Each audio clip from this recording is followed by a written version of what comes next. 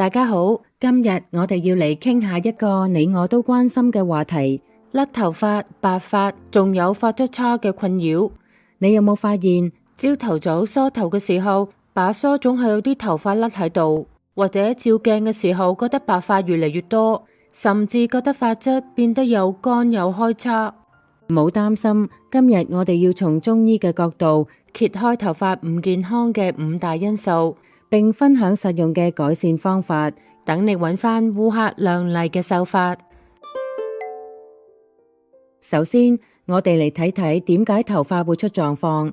中醫有句話講得好，腎藏精，其華在髮，意思係頭髮嘅健康同我哋嘅腎有密切關係。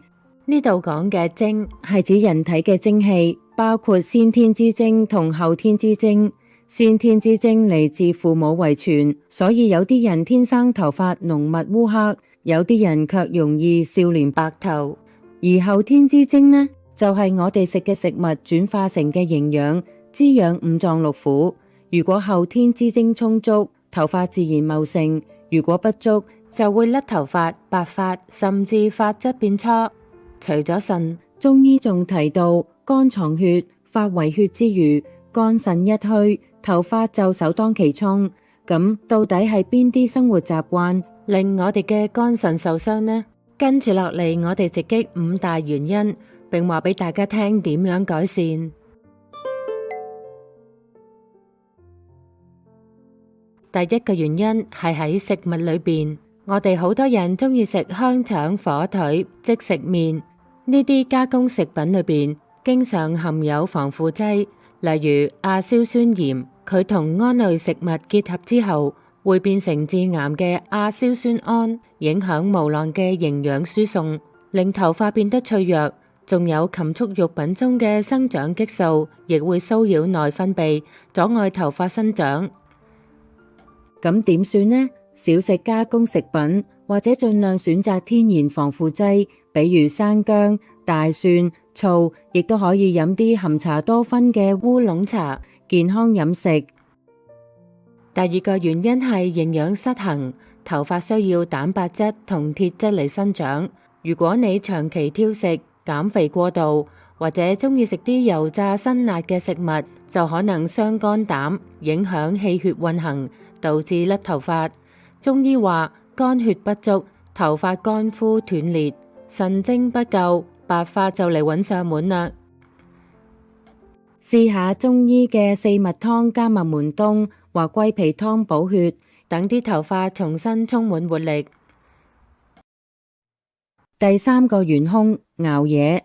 晚上11點到凌晨3點係肝膽經絡運行嘅時間，呢一段時間應該瞓覺，讓血液回流肝臟。如果經常熬夜，肝血不足，頭髮就從頭頂開始甩，仲會變得暗淡無光。中醫推薦鹿尾地黃丸加軟質、何首烏或者七寶美鹽丹，調理肝腎，頭髮自然好。第四個原因同壓力同過度用腦，長時間腦力勞動，頭部血液就會走咗去供應大腦，頭皮養分不足，甩頭髮就嚟啦。仲有壓力大嘅朋友可能遇到鬼剃頭，亦就係斑禿，呢個跟情緒鬱結有關。中醫有妙招，試下天王保心丹保心安神，或者針灸斑禿周圍，1-2個星期就能夠生返啲新髮。放鬆心情，頭髮亦能夠喘口氣。最後一個原因係化療。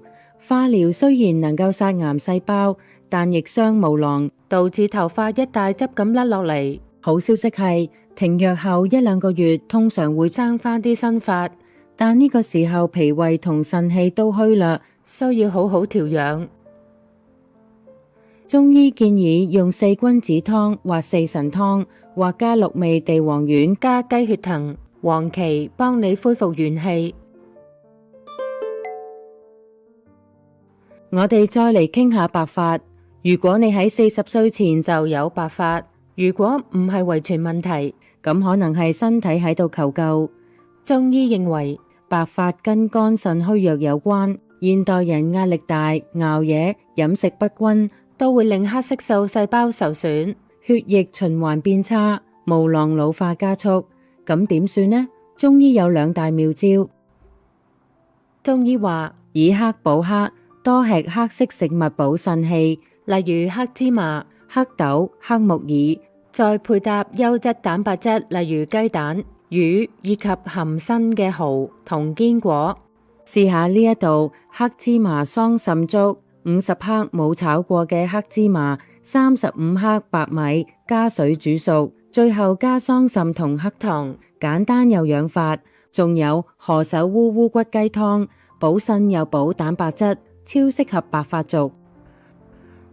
每日用梳從前往後，從後往前各梳5到10次，敲敲風池穴、百會穴，促進頭皮血液循環。瞓覺之前再浸下隻腳，水浸過腳眼，配按摩太沖穴、太溪穴，放鬆身心，頭髮更有光澤。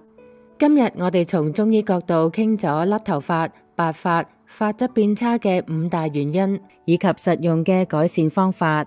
從飲食調整到生活習慣，再到簡單嘅食療同按摩，只要持之以恆，你嘅頭髮就有希望重現光彩。唔好唔記得，健康嘅頭髮係從健康生活開始㗎。準備好試邊種方法未？留言話俾我知。多謝大家收睇，今日嘅節目就到呢度。如果你有啲咩睇法，歡迎喺下方留言區話俾我哋聽。記得訂閱我哋嘅頻道，獲得更多健康小知識。我哋下次再見。